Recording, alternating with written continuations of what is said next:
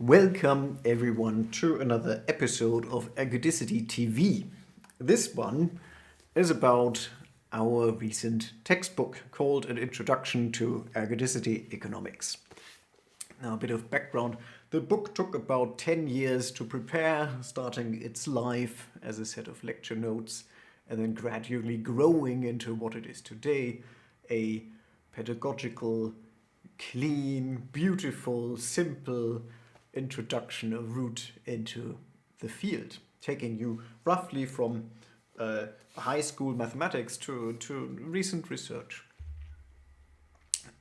What you're about to see is my contribution to the launch celebration we held for the book on the 19th of June in London, 2025. Now, on the night, I did not provide an overview of the contents of the book. My co-author, Alex Adamu, spoke before me, and he was in charge of that part and really did an excellent job. My job was to take a step back and to think about what it might be that we wanted people to read between the lines of the book.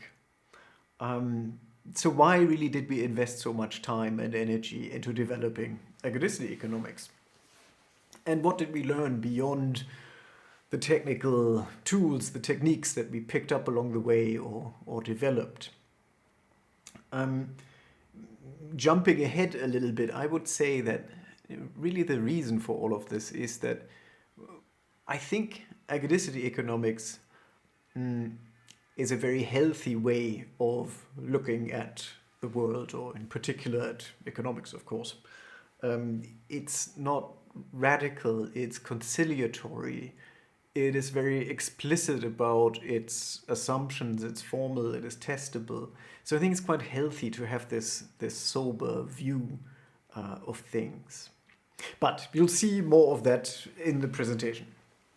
And before I hand over to my recent self, two practical items, checks notes. Number one, where can you buy the book? Well, you can buy it on Amazon, you can buy it on Waterstones, but you can also buy it from us directly. In that case, it's a bit cheaper for you, and a bit more of the price goes towards supporting the Ergodicity Economics program at the London Mathematical Laboratory.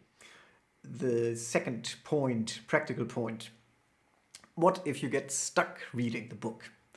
We have set up a Discord server for the community of readers, and people go there and they ask questions, they talk to each other, they report typos, errors they find. We keep an up-to-date errata sheet there, and we monitor this server ourselves. So we go and interact with readers there directly. And now I'll hand over to myself. Here comes the 19th of June. Context. The ergodicity question. I wanted to put this in a maybe more intuitive way. What is the ergodicity question? And I think one way of saying it is that it is the question whether something is a when or an if.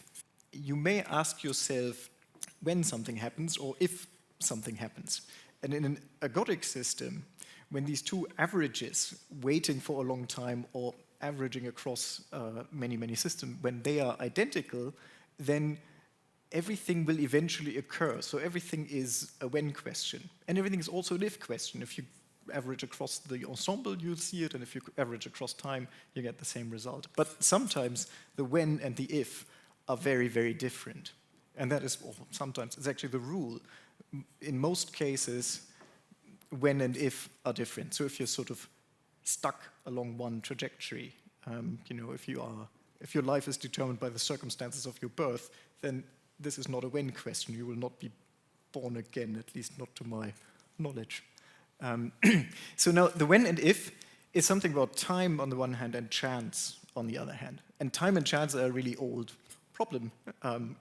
Solomon talked about it in the Bible. Time and chance happeneth to all. So this is a universal thing that we've been worried about for a long time.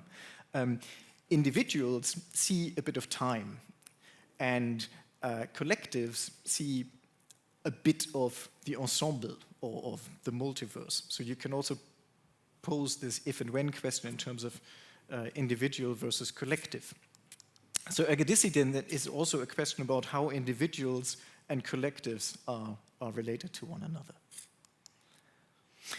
Now, very briefly, how did we get here? So I already mentioned there is something ancient here, and the question of time, of the nature of time, was discussed in especially cosmology, ancient cosmology, which is really a story about an interpretation of time. What kind of time is time? There's deterministic time, which was associated with heavenly, perfect, known motions, and there is terrestrial time, which is the chaotic, irreversible time. So this nature of time thing got us started. And, you know, lots of things happened, but somewhere around the age of the scientific revolution, we started formalizing these ways of thinking, and we formalized them by inventing the multiverse. This was invented, amusingly, multiple times throughout the 16th and 17th centuries.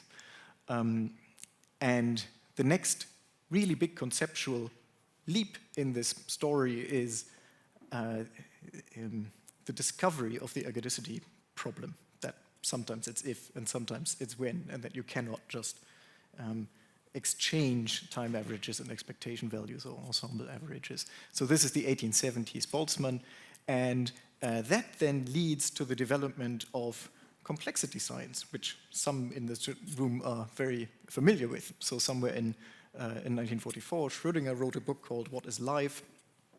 And this is a story about collectives and individuals. So he asks the question, how is it possible that a large collection of lifeless things can be qualitatively differently from the individual things? So you put many, many molecules together. None of these molecules has that property that is life, but the collection of these molecules has that property. So this is the emergence problem, and it's the difference between individual and collective. So somewhere it goes back to the ergodicity problem. Phil Anderson expressed it differently. He said more is different. Again, the same thing. You have the collective that does something fundamentally different from the individual. And then somewhere in the 1980s, Murray Gell-Mann insisted that this is really what will drive the progress in our understanding of the world in the 21st century. And in 2000, there was an interview with Stephen Hawking. He said the same thing, and this is a Hawking quote: "The 21st century will be the century of complexity." Now, complexity science is roughly emergence, and emergence is roughly the ergodicity problem. So that's the space in which this textbook operates. Economics, because the textbook is about economics, was central to the developments in the 16th, 17th centuries. But then it decoupled and it missed the development in the 1870s, and then struggled throughout the 20th century in a scientific sense. And we'll see some of that in a minute. Now I want to highlight, okay, I'll have three highlights, and I'll try to be brief. My first highlight is the topic of rationality and how it's related to dignity or respect. For this, you should know that orthodox economics, mainstream economics, is really conceptually about one thing, and that is expected utility theory. It maximizes the image of the human being is one that maximizes expected utility, so an expected value. This is not about time averages. It acknowledges that this model is not descriptively good. It's not how people behave. Everyone agrees on that. But there's a but, and it is how people should behave, this is said. So it's normatively valid, or yeah. And that then means that the failure of this core model really just shows that humans are fundamentally irrational. We know how they should behave. There's a known theory that we all agree on, this is what you should do, and we also acknowledge that that's not how we behave. That just means we're not rational. But this is politically dangerous, and people have been talking about this now for a while. If you get the narrative out there that people are irrational, this calls for paternalism. It doesn't support democracy, really, if you think you have an irrational electorate. It's also scientifically dubious. when Max Planck got stuck about the behavior of black bodies, he introduced the quantum. So he threw away classical physics, essentially, and did something radically new. What he didn't do was, he did not say, black body radiation is irrational. That is just not a scientific thing to say, well, we know how the thing should behave, and it just doesn't do it, so it's not right. Now, because of these 2 points, that there's something politically difficult and something scientifically tricky, there has been a challenge, an empirical challenge that's really, really interesting by these 3 authors, and they looked at something like 1,000 papers on violations of expected utility theory, and they said, what are the consequences for the people who perpetrate these violations? And the answer was nothing. There's no bad consequence. So that then makes you ask the question, how is this a normative theory? In what sense should we be behaving in this way? If not behaving in this way, it doesn't have any bad consequences for us. Now, here's the connection to the ergodicity story. I think we may have seen these 2 graphs here. So ergodicity economics poses a formal challenge to this story, and it says the following. Okay, follow EUT. Great. What happens? You will gain expected utility, because it is expected utility theory. There's nothing formally wrong with this. You will maximize your expected utility. However, you will lose actual utility. So this hypothetical thing that you maximize over the multiverse, you'll get that.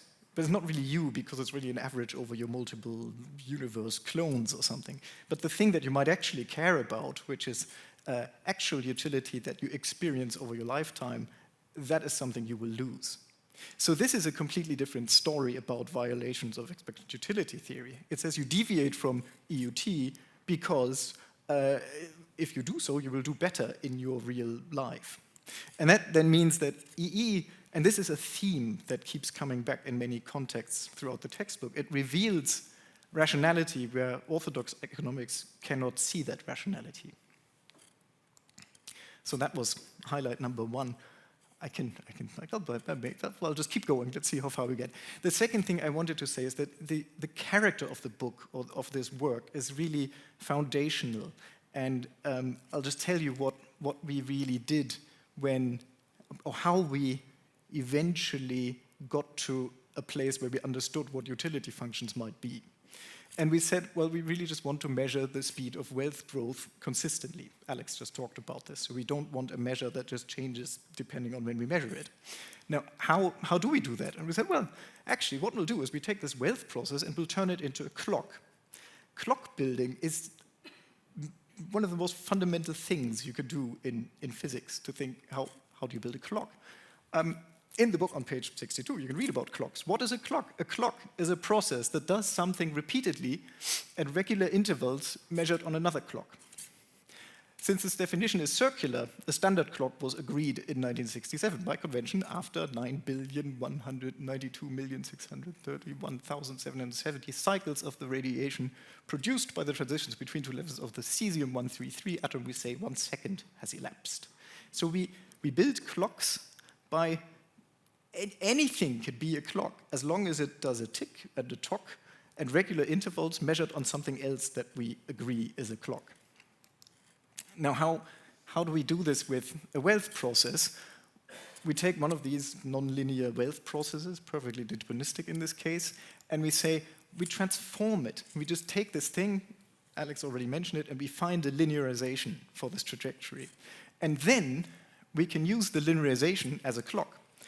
Every time the linearization changes by some fixed amount, we say tick, and then we say tock, and then we say tick, and then we say tock. So this becomes a clock.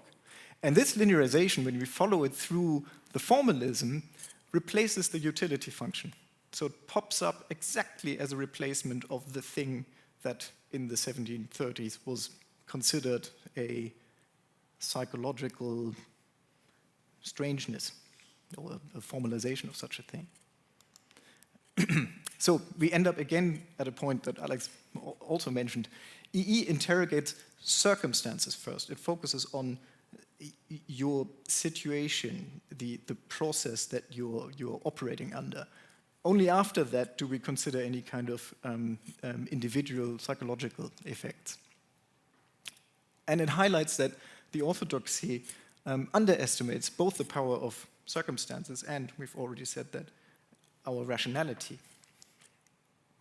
And I'm pleased to report that there is beginning to be some sort of agreement on this. So people are discovering this from different points of view. And here are two behavioral economists who have changed their minds. So they say an influential line of thinking in behavioral science is that many of society's most pressing problems can be addressed cheaply and effectively at the level of the individual. This means by addressing these quirks that are embedded, encapsulated in the utility function. That is the idea, addressing those. Without modifying the system, so we don't need to care about the context. This is one view in which the individual operates. We now believe this was a mistake. So basically, through trial and error, we are arriving at this point. However, whether you do it formally or experimentally or in practice and wherever you do it, you'll find this. Another point, third highlight, moderation. And I just wanted to mention something about linearity there. So the expected value is fundamentally, it's a linear object. And linearity and optimization produce extreme outcomes. And a lot of people have pointed out problems with optimization. So this is one of these themes in the literature that people say, well, there's something, optimizing is not necessarily a good idea. But I'm thinking, add linearity to this. In the book, you will find linear expressions when we talk about expected value. Here is one for a growth rate of an expected value, and it's linear in the leverage. And you get a picture like this, where the more you leverage, the more expected wealth you obtain. Now, that is just a straight line, and we're always looking, in these problems, we're looking for the optimum. But what is the optimum of a straight line? So what is the maximum? Where is this thing maximized? Well, it doesn't have a maximum. You just keep going in one direction. So you become extreme. The maximum is at infinity of this thing, if that's a sensible statement. And if I change the slope of this line a little bit, well, it's still at infinity, and I change it a bit more, it's still at infinity, then I change it a little bit more, and suddenly it's at minus infinity. So you get this flip at some point, where a small difference in opinion means you are 1,000% on this side or 1,000% on that side. So that's what I mean by linearity and optimization together are a recipe for extremism. In EE, you will see something else. When we focus on these time averages, they incorporate nonlinearities. And in the simplest case, they can look like a parabola. And Alex has shown some of these parabolas here. Again, this is an effect of leverage on your wealth, but what you see is these all have different parameters. So it's a little bit like perturbing the slope of this line that I showed you before. I'm perturbing the parameters of these parabolas, but number one, they all have a maximum, and number two, that maximum moves around a little bit. It doesn't jump from minus infinity to plus infinity. So these nonlinearities that we have in the theory introduce some kind of moderation. And you see this again and again. So it says something like, yes, take risks, but not too much, don't go crazy. Cooperate, but don't be naive. Alex said this, there are conditions under which, if you insist on cooperating with this one bastard, it's just not a good idea. And that comes out of the theory. It's not naive in that way. Centralized, but not into totalitarianism. Decentralized, but not into atomism. It moves you away from this extremism that is so easy to fall into. There's this concept of homo economicus, which is sort of a caricature of the mad person that is described by economic mainstream theory. And this creature is, I try to characterize it by some adjectives. Short-sighted, extreme, self-obsessed, ruthless, calculating irrelevant stuff, and scientifically unrealistic. It's not descriptively accurate. And if I want to contrast this with what we have, maybe this was Alex's coining, called homo ergodicus, you'll see that it's patient because we're taking these long-term averages. It's measured. You've seen this. The moderation comes in. It's not extreme. It's cooperative, where that makes sense. It's not ruthless. It's kind. It's not calculating in the same sense. It may be wise. And scientifically, it is plausible. It's just more realistic. It's just a better model of behavior. And with that, I end, and we'll go over to Q&A if there are any questions. Thank you.